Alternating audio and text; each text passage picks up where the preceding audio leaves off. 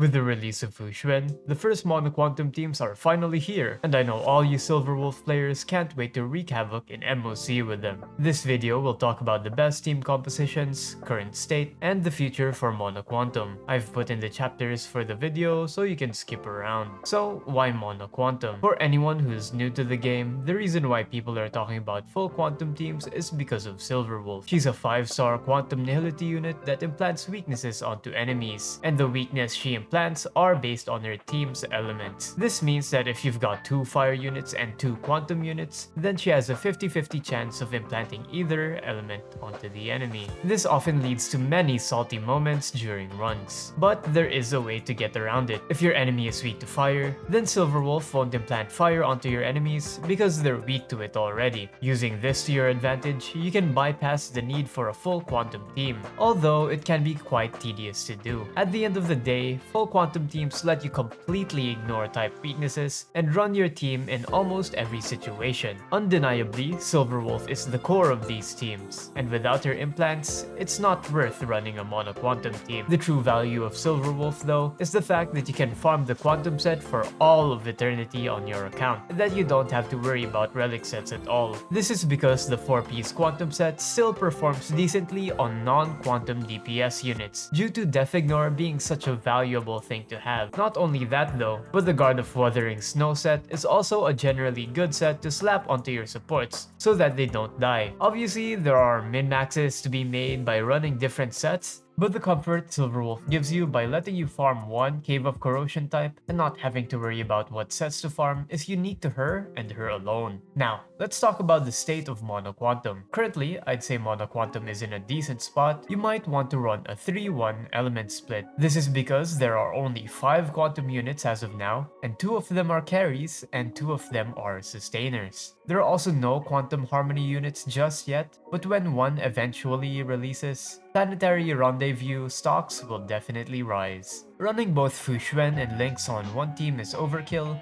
so that leaves you with only one viable team. Xuan or Lynx, Silverwolf, Jingliu as sub DPS, and Seele as main DPS. Because Jingliu and Seele are both SP hungry, one of them will have to take the backseat and take on a basic spam sub DPS role. If Jingliu is E3 or less, then Seele should be your main carry. But if your Jingliu is E4, and if you like gambling, then you can make Seele into a basic attack bot. You want to build as much speed on the sub DPS. Seele is particularly great at generating SP, due to her basic advancing her own action, and Jingliu has a speed boost built in as well. I understand that this will feel very weird or suboptimal to do, and that's because it simply is. Seele would rather have a harmony like Tingyun, Bronya, or Asta to boost her damage, while Jingliu would generally prefer Pela or any other support on her team. And that's where the 3-1 element split will come to use. All you have to do is check the MOC stage weakness, and that element they're weak to is going to be the element of the support you'll slot in. Building lots of harmonies and nihilities is going to be needed in the future anyway, since there are lots of bosses with gimmicks that certain utility units can deal with, and you already have a quantum sustainer, so this isn't much of a headache compared to the 2-2 splits back then, since you've already got the core of your team locked in. Now let's talk about the future of Mono Quantum. I'd say all Mono Quantum needs now are some more harmonies and nihilities to be able to fit in a fully functioning team, though there are times where you're going to opt for the 3-1 split anyway. For example, against the 9-stack Gauge Girl and the Ice Bot, you'd want to run Asta so that your team is fast enough to tank the Ice Bot slow and have enough speed and toughness damage to break the 9 stacks in time. You might also want to run Pela against units that have buffs that need to be dispelled, and etc.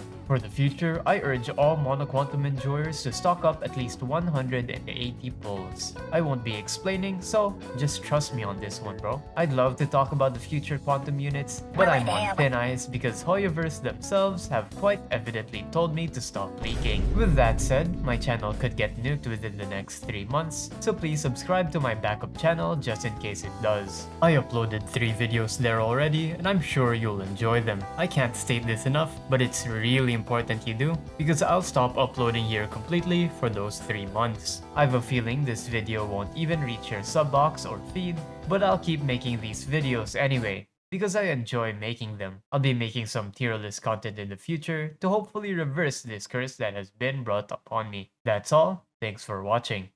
See ya!